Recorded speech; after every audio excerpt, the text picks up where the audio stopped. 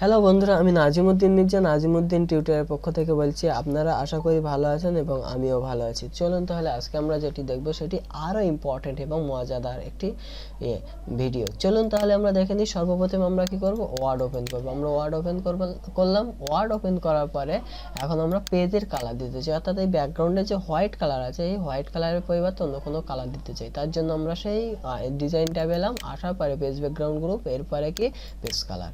এরপরে আমরা যে কালার দিতে চাই এখান থেকে সেই কালার ইউজ করতে পারি। দেখেন আমরা সেই কালার দিতে পারছি, এখান থেকে সেই কালার দিতে পারছি কিনা বলেন। এখান থেকে দেখেন যে কোনো কালার আমরা ইউজ করতে পারবো আমাদের ডকুমেন্টে। তাহলে এভাবে আমরা কি করতে পারি, যে কোনো কালার ইউজ করতে পারছি। তাহলে আমরা সাপোজ এই কালারটি নিলাম, তাহলে আমাদের ডকুমেন্টটা পুরোটা এই কালার দেখিয়ে দিচ্ছে। বা আমরা যদি কালার না দিতে চাই, আমরা যদি অন্য কোনো কিছু দিতে চাই, সাপোজ আমরা টেক্সচার বা প্রিসেট ইউজ করতে চাই, প্রিসেট দিলাম, ওকে করলাম। দেখেন এরকম প্রিসেট দেখিয়ে দিচ্ছে, এই যে এরকম হচ্ছে। বা আমরা প্রিসেট না, আমরা অন্য কোনো কিছু দিতে চাই, সাপোজ আর্লি সানসেট প্রিসেট, এখানে কেমন হবে দেখে দিচ্ছে। এক একটা প্রিসেট এক এক ধরনের। সাপোজ আমরা এই হরাইজন্টাল ডার্ক এটা নিলাম, এই যে সিম্পল দেখে দিচ্ছে কেমন হবে, ওকে করলাম। এখন দেখেন এরকম হচ্ছে। তাহলে এরকম ভাবে ইউজ করতে চাইলে করতে পারি। এরপরে দেখেন ফিলিপেক্সেই ক্লিক করলাম। এখানে আবার এটি কেমন ভাবে আমরা করতে চাই, অর্থাৎ এই যে প্রিসেটটা আমরা ইউজ করছি সেটি কেমন ভাবে করতে চাই সেটা আমরা এখান থেকে চাইলে ঠিক করে দিতে পারি।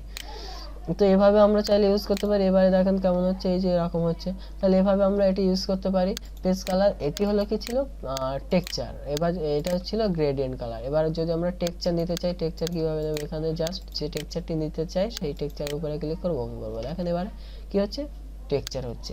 তাহলে এভাবে আমরা কি যে কোনো ধরনের টেক্সচার ইউজ করতে পারি। বা আমরা প্যাটার্ন ইউজ করতে চাইলে এখান থেকে যে কোনো ধরনের প্যাটার্ন ইউজ করতে পারি। সাপোজ আমরা এটা নিলাম, ওকে করলাম। কালার চেঞ্জ করতে চাইলে এখান থেকে আপনি যে কোনো ধরনের কালার ইউজ করতে পারেন। আমি ওকে করলাম। তাহলে কি হবে, আমাদের ব্যাকগ্রাউন্ডটা এখানে এটা ঠিক হচ্ছে না, আমরা হালকা কালার নিলাম, আমরা ওকে করলাম। তাহলে দেখেন এবার কি হচ্ছে, প্যাটার্ন তৈরি হয়েছে, কিরকম হয়েছে যেরকম আমরা দিয়েছি।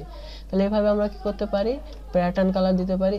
সাপোজ আমরা প্যাটার্ন না, ব্যাকগ্রাউন্ডে পিকচার ইউজ করতে চাই। পিকচার ইউজ করার জন্য একই রকম ভাবে আমাদের কি করতে হবে, পেজ ব্যাকগ্রাউন্ড গ্রুপে আসতে হবে। আসার পরে পেজ কালার, এখানে দেখেন ফিল ইফেক্টস, এখানে এলাম পিকচার। এরপরে সিলেক্ট পিকচার, ওয়ার্ক অফলাইন। এরপর আমরা যে পিকচারটি সিলেকশন করতে চাই, সাপোজ এটা দিতে চাই, ইনসার্টে ক্লিক করলাম, করে ওকে করলাম। তাহলে দেখেন সেই পিকচারটি এসে গেছে ব্যাকগ্রাউন্ডে। এভাবে আমরা চাইলে ব্যাকগ্রাউন্ডে পিকচার নিয়ে আসতে পারি। বা আমরা এই পিকচারটি দেবো না, অন্য কোনো পিকচার দেবো। একই রকমভাবে সিলেক্ট পিকচার, ওয়ার্ক অফলাইন, যে পিকচারটি আমরা দিতে চাই সেটি দিলাম, সাপোজ এটি দিলাম, ইনসার্ট করলাম, ওকে করলাম। তাহলে এখন দেখেন কি পিকচার এসেছে, যে পিকচারটি আমরা দিয়েছি। তাহলে এভাবে আমরা ব্যাকগ্রাউন্ডে যেটা দিতে চাই, যে পিকচার দিতে চাই, যা দিতে চাই সব কিছু আমরা ইউজ করতে পারি। তাহলে বন্ধুরা কেমন লাগলো ভিডিওটি জানাতে ভুলবেন না, আর পরের টিউটোরিয়াল দেখার আমন্ত্রণ রইল। এবার আমরা পরের টিউটোরিয়ালে দেখব যে কিভাবে আর্ট বর্ডার বা সুন্দর সুন্দর বর্ডার ইউজ করতে হয়, বা কি কি বর্ডার আমরা ইউজ করতে পারি সবগুলো দেখব। Thanks for watch.